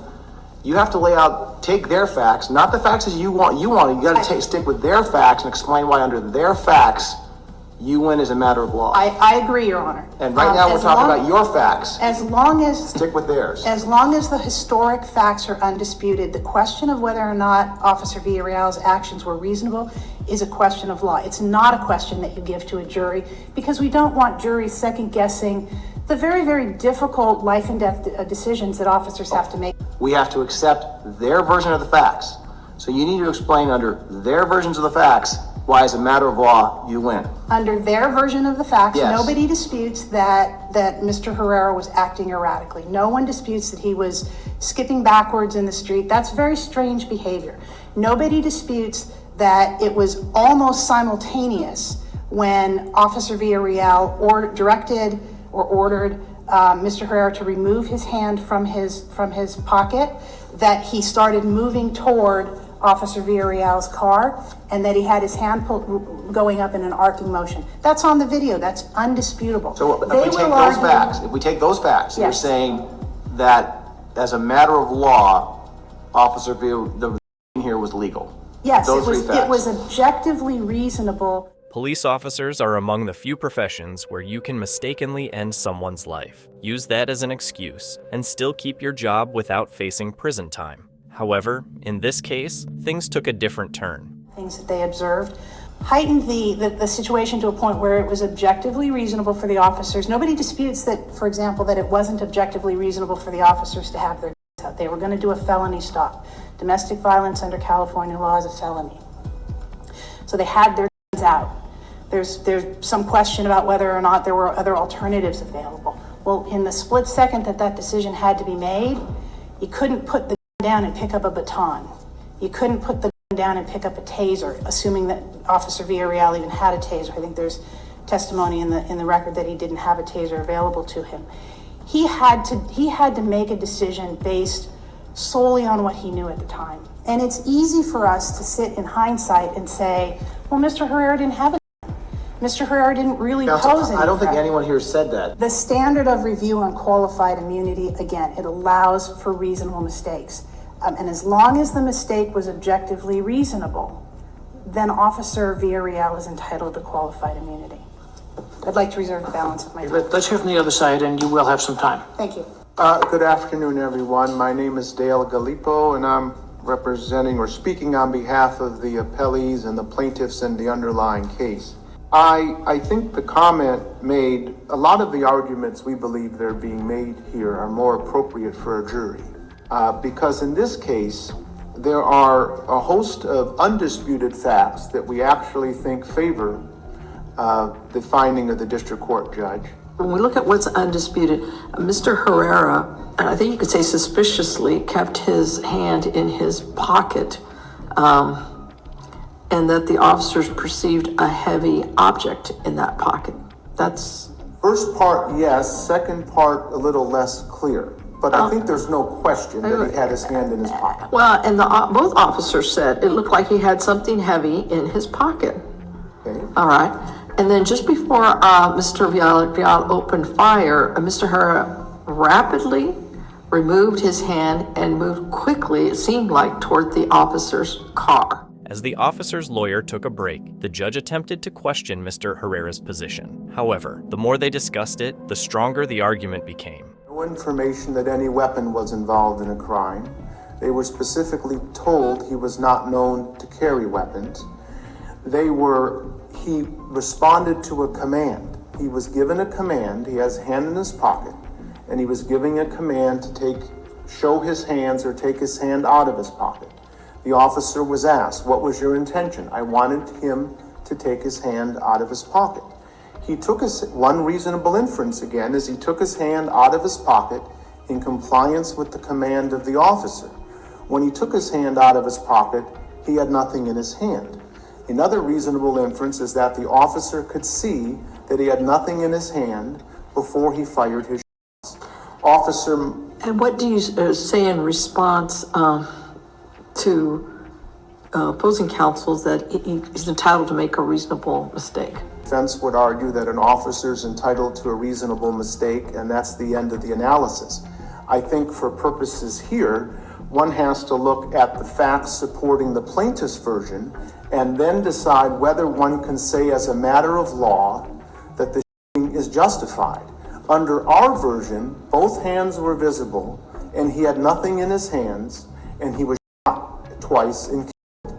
We specifically asked the officers about their training, and they conceded, which is included in the cites in our brief, that deadly force is a last resort, only to be used in the direst of circumstances, only when no other reasonable measures are available, and that a warning that deadly force is going to be used should be given when practiced. When the other lawyer returned, there was something different about her, and her arguments shifted from irrelevant to utterly absurd. Put in a position of second guessing whether or not an officer acted in a reasonable manner or not. The only province of the jury is to decide the undisputed facts, and I would submit that we don't really have any material undisputed facts in this case. We can see what happened on the video. But counsel, we have jury trials on this all the time, and the police officer will bring in their use of force expert, and Mr. Gallipo will bring in his use of force expert to talk about what should have happened. I mean, juries do make determinations. But they're not making determinations on qualified immunity, and that's the only issue in this appeal, qualified immunity, and whether or not the actions of Officer Villarreal were objectively reasonable in light of all of the circumstances. You said something that confused me.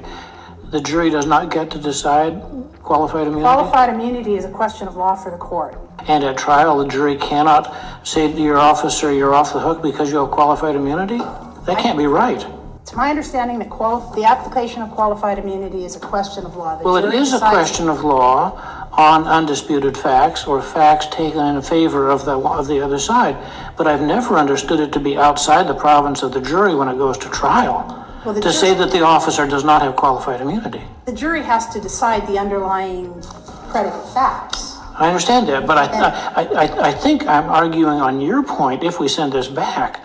I don't think you want to say qualified immunity is no longer available to you at trial. Absolutely not. Well, I think that's what you just said. That's why I'm speaking up. That was not my intention at all. And if the jury were to return a verdict against Officer Villarreal, I think that he would have the opportunity to file a motion for a judgment notwithstanding the verdict on qualified immunity. Everything goes bad for your client. That is to say, if we send it back, if the jury says no qualified immunity, and if the jury comes in with an award of some amount of damages, will your client pay those damages out of his own pocket, or will it be paid by his employer? It should be 99.9% of the times it's paid by the employer. I don't see why it would be different. Well, by statute, California statute says it's paid by the employer unless they're punitives. Yes, isn't that right? That was what I was going to say. So that doesn't say 99%, it says 100. Well, I was going to say, unless there were punitives. If there were punitive damages, the city would have the option of deciding whether to pay those punitives. My understanding is that at that point, I got the answer. Right. At that point, I think the employer has the option. Yeah. Yes. Okay. Thank you, Your Honor. It was determined that Villarreal could not reasonably assert self-defense, as he fired at Herrera less than a second after ordering him to show his hands, a decision the court deemed to be excessive force. On April 9th, 2018, Ronald Anthony Burgos Aviles, a former Border Patrol supervisor, stood trial for the shocking and brutal incident involving Griselda Hernandez and their son, Dominic Alexander. That morning, more or less around 11:30 a.m., I received a call of a female down by Bristol and Riverbank Road, which is located in Mines Road, with lacerations to her head. While en route to that call, my dispatchers informed me that she was possibly deceased. Okay. And did you proceed to that area? Yes, sir. Upon arrival, the ambulance, the City of Laredo paramedics, the ambulance was already parked outside. I parked and I walked down to the trail. Okay, did you come in contact with anybody when you got there? Yes, while on my way down, two paramedics were on the way up, and I asked them more or less, where is everybody? They said, follow the dirt trail and you'll see the body and you see the USBP agents down there. Did you come in contact with a BP agent by the name of Dennison? Yes, sir. More than 20 witnesses, including family members, law enforcement officers, forensic experts, and close friends, testified in the trial. Officer Alberto Cortez Jr. took the stand to describe the horrifying scene he encountered after receiving a call about a woman with lacerations on her head. This is where BP units were stationed. 4 to 5 United States Border Patrol agents were located here. And a motionless, lifeless female body was about right here. She was facing eastbound. And upon me being a police officer, secured the crime scene, to look for any evidence that includes anything out of the ordinary. As I began to canvass the crime scene, in better words, I was walking around this grassy on the edge. There was one USBP agent, Agent Dennison, already ahead of me. He was already south. I passed the female body. I did look at her. I observed she was barefooted. She was face down. Lots of blood. Can you hear me? Yes, lots of blood around her upper middle torso on the dirt. And continuing my path southbound, I saw blood drops on the dirt. At this time, Agent Dennison said out loud, I found another body. Okay, stop right there. Okay. The incident took place near the walking path of Father Magnabo Park, off Bristol Road and close to the banks of the Rio Grande. Officer Cortez Jr. described the grim scene he encountered when he found the woman's body. Is this the type of blood that you saw? That is correct, sir. You also said that there was, and you didn't walk on the, where were you walking? Let me ask you that much. On the grass, where the grass and the dirt meet, right on that. So you stayed on the boundary. edge of the Yes. path? You did not disturb the dirt path? No, sir. Were you the first officer that arrived? Yes, that is correct. You were the first official Laredo police officer to arrive? Yes. And this location falls within your jurisdiction? No. Each officer is assigned a certain area. I got dispatched to be there. No, but what I'm saying, that's within the city limits. Oh, yes, that is correct. Yes. Okay, so this is within the city limits? Yes. What county is this? Webb County. So the body's in the city of Laredo and Webb County? Yes. Cortez remembered receiving an urgent call from another officer at the scene shortly after he had ensured that the area remained uncontaminated. To his shock, the officer had found something utterly horrifying, which heightened the seriousness of the situation. What was your impression of what had happened? Any prudent person will see a lifeless, motionless body to come to the conclusion that she was deceased. But at that time, the opinion as to how she was deceased based on what you're seeing, what you're assessing, are you making an assessment? No, she was brutally attacked. You also testified that he said that there was a body. That is correct. Okay. What happens at that point? Or what do you do at that point? At that point, he was ahead of me, southbound. When I heard him say, I found another body, I walked towards his direction, to his location. He was no longer on the dirt path. He was in the brush. And when I arrived there at the brush with Agent Dennison, I observed a motionless little boy as well. Officer Dennison found another body, that of a motionless boy who was later identified as Dominic. He described the heart-wrenching scene of the lifeless boy lying on the ground. It was a tragic and devastating sight, marking a deeply painful moment in the investigation. Of course. Little brown booties, little brown boy booties, blue jeans that were covered in blood, freshly haircut, and what caught more of my attention was the way the body was positioned, he was placed. He wasn't thrown, he was placed. It's as if someone had placed him down. Did you see any injuries to the baby? Yes, lots of blood around the neck area, and that came down. I said again, blood on the blue jeans as well. Okay. And you recognize this? Yes, now I remember the t-shirt. Yes, sir. Did you see any other injuries on the baby? How close were you to the baby? Standing right over the body. How many injuries did you observe on the baby at that time? I only observed one. That was to the neck area. The clothes Dominic wore were shown to Cortez, who immediately recognized them as the same ones he had on the day of the tragic incident. It was truly heartbreaking to see the realization sink in for the officer while the boy's father remained unfazed. Agent Dennison was in front of you this whole Yes, time? he was with me, yes, sir. And you were with him when the shoe was found? Yes, sir. And what communication came over the radio that morning? It was broadcasted, possible suspect, Burgos. That was broadcasted over my P unit, portable unit. What was your reaction at that time? But when you heard Burgos, what did that mean? Did it mean anything to you at all? No, sir. Did Dennison? Dennison was in close proximity where he could hear the broadcast on my radio. You have your radio. Yes, sir. The name Burgos comes out. Yes, sir. It means nothing to you. No, sir. Do you see a physical change in Agent Dennison? Yes, sir. To you, what do you see this physical change? He was in shock. Cortez also informed the authorities that when he heard the conversation about Burgos being named as a suspect, Officer Dennison was in the area. His reaction, showing a troubling familiarity, indicated that he was not surprised by the news. It felt all too normal considering the circumstances they were dealing with. And you saw Mr. Burgos there at the scene as well? I saw many of them, yes. But sitting here, I recognize him, yes.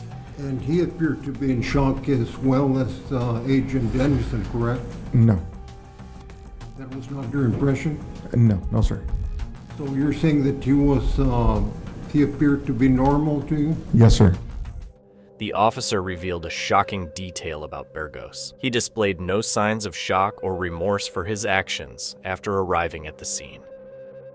On December 20th, 2023, in Wayne County, Judge Elizabeth DeSanto oversaw a combined pretrial for substance paraphernalia possession and probation violation. The defendant, Ms. Bolchak, appeared confident but was unaware that this would lead to her downfall. Yes, I'd like to direct your attention to June 15th, 2023 and June 22nd, 2003. Did you fail to appear for a probationary instruction? Yes. And additionally, while on probation, you did accrue a new charge, correct? Yes. Satisfied, Your Honor. The court is also satisfied the plea is knowing, voluntary, factually accurate. The court will accept your plea to the probation violations. Enter a plea of guilty based upon your, enter a probation violation based upon your plea of guilty, and that would be technical violations 1, 2, 3, 4, and 5. And counsel? Your Honor, I saw the recommendation for 60 days jail. I asked that my client get credit for the time that she's been in since December 1st. I'd ask that it run concurrent with the admonishment that she's received from the charge that she just took a plea on. And then furthermore, she did ask that during this time in custody, if possible, she would like the opportunity to be tethered to treatment. The defense attorney attempted to secure treatment for his client to keep her out of jail, but he was unaware that she would end up causing him trouble. All right, Ms. Bolchak, did you request to be tethered to treatment while you've been on bond? Yes, just to try to have time. I mean, I don't think I personally need treatment, but I know that was something that I asked for when I first got arrested. So I'll do the days, I'll do whatever it takes, but I really just want to get home. Number one, if you don't think you need treatment, why did you ask to go to treatment? I was trying to have like the days made up. I don't know if I don't really know. Because ma'am, you asked for treatment, so why did you ask for treatment? Get out of jail. I'm sorry? To not have jail time. Oh, that's what I thought. Sometimes being too honest can backfire, and to make things worse, she continued to undermine her case while her attorney looked on in distress. Given what's been going on with you the last year, you don't think you need treatment? Honestly, no. I really found myself in here. I've been spending time with myself. I don't know, I don't feel like I need a guy or anything. I don't know. I just want to get going on life. How old are you? 25. 25. And now you have 3 convictions. 3. Your under advisement status is revoked. You had an opportunity to not have your possession charge on your record, and you didn't do a darn thing with probation. Not at all. You just ghosted us. I know. If I get probation this time, I told myself, like, you know, it would be at least 6 months. That's all I would really need to get like clean, and you know, by summertime I'd be, you know, working. I really want to get a car, but aside from the job thing, just, you know, I want to draw and make music, and I don't know, I just want to do things for myself. She had 3 DUI charges by the age of 25, yet there was no sign of regret on her face. This entitled woman deserves some jail time, and she was only talking herself into it. I like coffee again. I don't know, just things I've been drinking a lot of water. There's just a lot of things I wasn't doing before that, like, I've been doing since I've been in here. I haven't been. Ma'am, part of the concern, right, is when you get out, how are you going to continue to do stuff, right? That's part of what treatment is, and you don't think you need treatment. So I've been to court 7 times. I've been to treatment like 7 times. I don't know. I know how to work the program. I know to go to a meeting when I need to. I know there's just different times. I know. So you go through the motion. You go through the motions. So you just go through the motions. You don't really receive what it is that you're getting. I really think I've learned a different way. I've been incarcerated this time, man. I don't know. It feels different. It feels really different. Judge, we're ready to hear the sentencing. We are ready to proceed, Judge. Yes, no, man, you're not getting probation, I can tell you that. Bolchak had many chances to stay quiet, but kept talking. She seemed relaxed and happy, but her expression shifted quickly when the judge started to announce the sentence. Court's going to, on 23405, the court's going to adopt the recommendation, revoke probation, close the case without improvement, $50 probation violation fee, 60 days jail. On 23739, the court's going to adopt the recommendation. Your under advisement status is revoked, your probation is revoked, $50 probation violation fee, 60 days jail. The court will note that will be served concurrent. And then the court's going to also order on 2/3/2479. The court's going to order 93 days jail. Credit for your 15 days. That's consecutive with 2/3/739 and 2/3/405. Your fines and costs on this matter. What? Any questions, counsel? No, Your Honor. Any questions, ma'am? So, how many days? Well, 60 on your probation violations plus 93 plus 15. So that's going to be, I can tell you exactly what that is, ma'am. The defendant had no idea that her overconfidence would catch up with her so quickly. You can see her make an immediate U-turn, nearly begging the judge. Is there any way I could do treatment? 138 days. Is there any way I could do treatment? And you told this court you don't need treatment. Okay, No, you told this court the only reason you said that is because you didn't want to do the jail time. No, that's so not. You can do the jail time. Ma'am, I'll do treatment. And quite frankly, ma'am, with your lengthy warrant status and you're absconding from probation, I'm not sure that you would not abscond from your treatment provider. Ma'am, I can't do 130 days. Yeah, you said you didn't need treatment. I do. The problem was, when I went to sheriff, people over. I need help with housing when I get out of here. I'm gonna need. I'm sorry? I need help with housing when I leave here. You know, I have my. Okay, I need that talking in the background to please stop. Desperation was clear on the defendant's face, and she truly deserved this outcome, behaving more like she was on a reality show than in a courtroom. What was that, Ms. Bolchak? I really don't. I think I need treatment instead. Ma'am, you were very clear. You've been to treatment 7 times and you don't need treatment anymore. No, I do. You know how to work the program. No, I got a little ahead of myself. That's what I asked for when I first came in. Because I do have a drug. Judge, potentially, Judge, I know that potentially she might be asking for some sort of mental health treatment, but I understand this docket does need to be moved along. So if necessary, we have to have the matter recalled later in the morning to potentially have it reevaluated. But I understand the docket does need to move along, Your Honor. Thank you, Judge.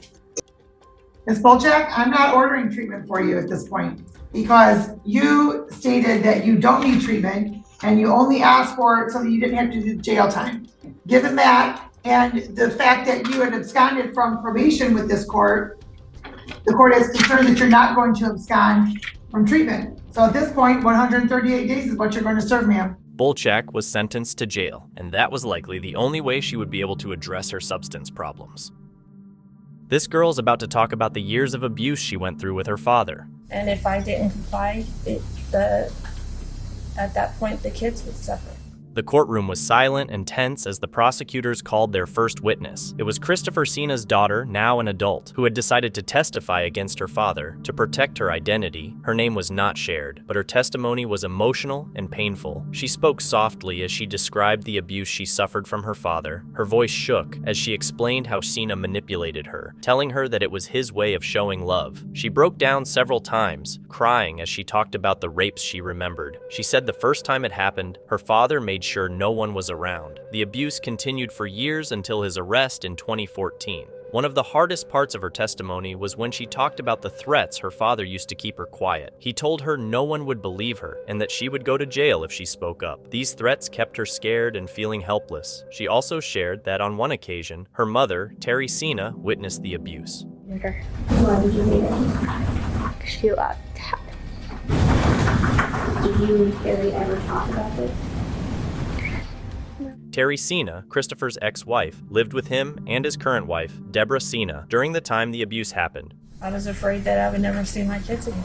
I was afraid he was going to hurt me. And if I didn't comply, at that point, the kids would suffer.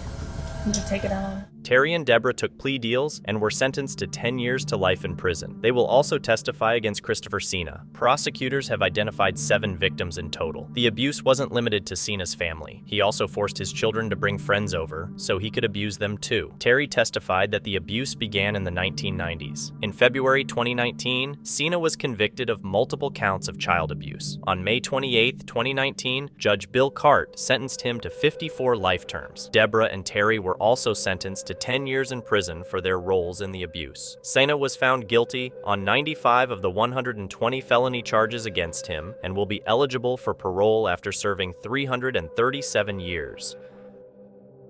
YFN Lucci's life has been a mix of musical success and personal challenges. One key moment changed everything, leading to a tragic event that turned his life upside down. Mr. Bennett comes to your honor, out of the 13 counts, 12 of them will be now prossed. He is going to enter a plea to one of them with the court's permission. In 2020, YFN Lucci, whose real name is Rayshawn Bennett, was linked to a crime in Atlanta, Georgia, where he drove a vehicle during a gang-related drive-by shooting. The incident led to the death of James Adams and injured another man, Kevin Wright. In May 2021, after a manhunt, he was arrested in connection with a RICO indictment. During court proceedings, his attorney presented a plea deal, but he displayed no remorse as the plea was discussed. All right, so I have the indictment and the plea sheets. Is there anything we need to take up before we begin the colloquy? And is there any particular preference in order? State. And Your Honor has kindly given us the permission to come in here today and address this morning.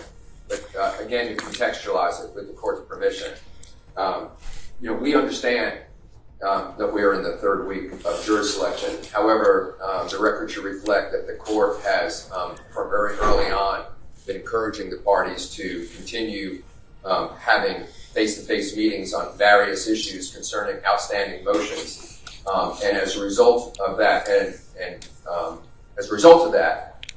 and talking through those issues, there's been a free exchange and a constant exchange of thoughts about a lot of the issues that we can anticipate that would come up through the course of the trial. As a result of that and the free exchange of, for example, although we don't have the burden, we were forthcoming on what our evidence would be, what our experts would say. As a result of that, and the encouragement of the court to continue those discussions, we now come before you with this negotiated resolution. I just felt it was important to contextualize given the unusualness of what's happening.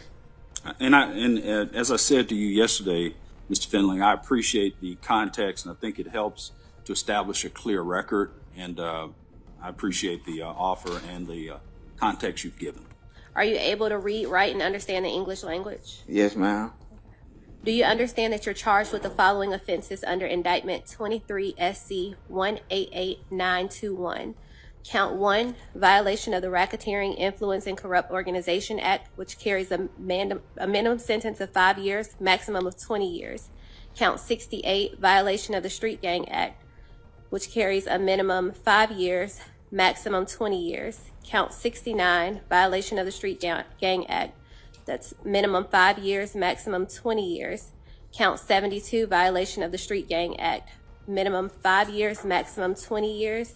Count 73, violation of the Street Gang Act, minimum 5 years, maximum 20 years. Count 76, violation of the Street Gang Act, minimum 5 years, maximum 20 years.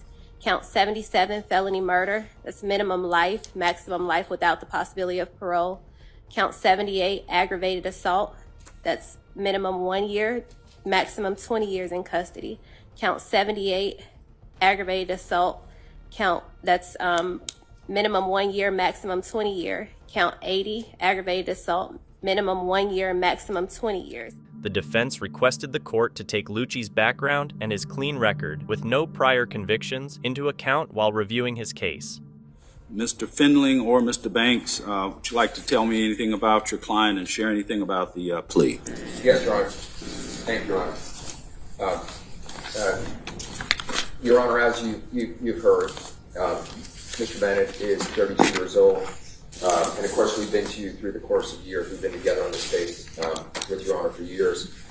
He is the father of 4 children, who he assumes the task, the welcome task of being their sole provider, and he takes that seriously. It's well documented what his profession is, and that is that he is a professional entertainer.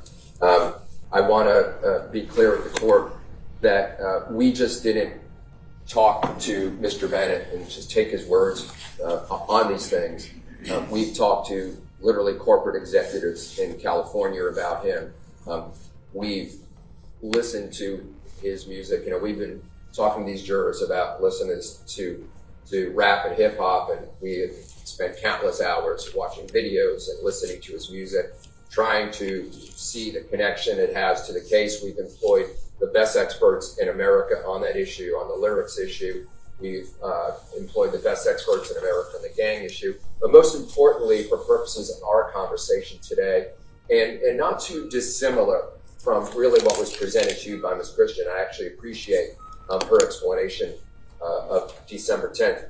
And I would ask the court, December 10th, 2020, to really harken back to some of those hearings. I think that the court will notice that Ms. Christian's explanation of it is very different than the state's explanation 3 years ago before she was on the case, and I credit her with the accuracy of that description. I will tell the court, as we've shared with counsel, we hired literally the best civil engineers in America to analyze what transpired on December 10th.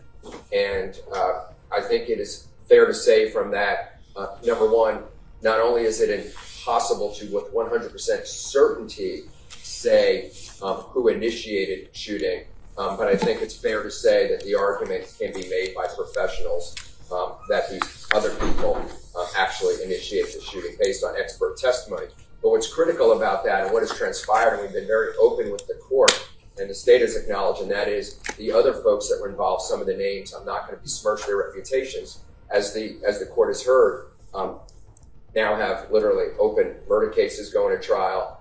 One of them had been charged with criminal attempt to commit murder. These were these other folks. And so there was a lot going on in that particular area at the time. And these are all the things that contextualize why this plea came to fruition at this time. We have really gotten to know our client's family. The court will note that his family has literally sat in that back row, dedicated to him, paying attention, being courteous to the court, being respectful to the court, but being here in support of Mr. Bennett. And I think that's what the court can expect with him moving forward. There have even been people that are involved in the music world that in like fashion have literally been here, sitting in the back, being courteous, paying attention to these folks, to what has transpired here. Your Honor, given the fact that he is 32 years old, given the fact that, as Ms. Christian accurately said, he comes here with no criminal record, I know it's in the discretion of the court for me to ask for a first offender, but let me give you the logistics behind it. I know others have asked, but they've had a bunch of offenses for which they've entered guilty pleas to. Mr. Bennett comes to Your Honor, out of the 13 counts, 12 of them will be null pros. He is going to enter a plea to one of them with the court's permission. I philosophically had the honor of my first assignment was to be assigned to Judge Daniel's courtroom, who wrote the book on criminal law, the original book that we all look at. And he used to say, when I was a public defender, he used to stare at people and go, "It's my honor to give you first offender because everybody deserves a chance to get on the other side. Of course, if you commit any faux pas during that period of time, you will pay the price dearly." Following the plea deal request and lengthy negotiations, Lucci showed regret and apologized to the victim's family and the court. The judge accepted the plea deal and thoughtfully considered the sentence. Based on the presentation of Ms. Christian, the Assistant District Attorney, I find that there's an adequate factual basis for the charges against you. More importantly, based on your responses to her questions, I find you're entering your plea in this case knowingly, intelligently, and voluntarily. First off, I want to say my heart goes out to my friend James Adam and his family, and I would also like to apologize to the court. And that's it. All right. Well, thank you, Mr. Bennett. For count 69, Mr. Bennett, violation of the Street Gang Act, your sentence is 20 years to serve 10 years with the balance on probation. There are special conditions and conditions on the state. The special conditions are that you're to engage in no criminal street gang activity. You're to have no contact with criminal street gang members or associates. You're to have no contact with your co-defendants, Derek Adams, Rondavius Hawkins, Rayvon Boyd, Leroy Pitts, Artez Carter, Malik Stanley, Reginald Carter, DeMonte Thomas, Tadrikas Glass, Justin Ushery, and Victor Meadows. You're to have no guns or replicas of guns. You're to participate in no gang affiliation and or conduct associated with gangs on social media. You must be gainfully employed. And for purposes of the definition of employment, since you are an entertainer, self-employment would come under the context of employment. You're to have no violation of any state or federal law while serving on any portion of this sentence, including any period of incarceration. You're to comply with all rules maintained by the county jail where you are to be housed prior to being transported to a facility within the Department of Corrections where you will be designated to serve out this sentence. You're to comply with all rules maintained within any facility of the Department of Corrections where you will be designated to serve out this sentence.